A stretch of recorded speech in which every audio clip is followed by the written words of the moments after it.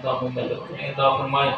عابد صاحب نے یو کے سے دعا کے لیے حکم کیا ہے. اللہ پاک ان کی مشکلات پریشانیوں کو دور فرمائے. ان کی فیملی پہ اپنا خصوصی مہربانی عطا فرمائے.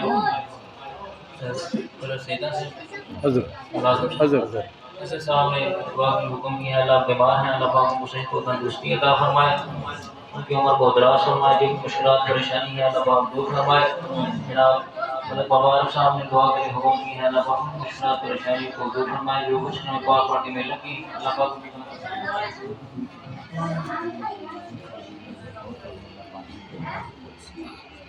ملازم صاحب دنیا پانی سے رضا فرما کے اللہ پاک ان کے درجات کو بلند فرمائے. ان کی قبر کو ان کا نور کرائے.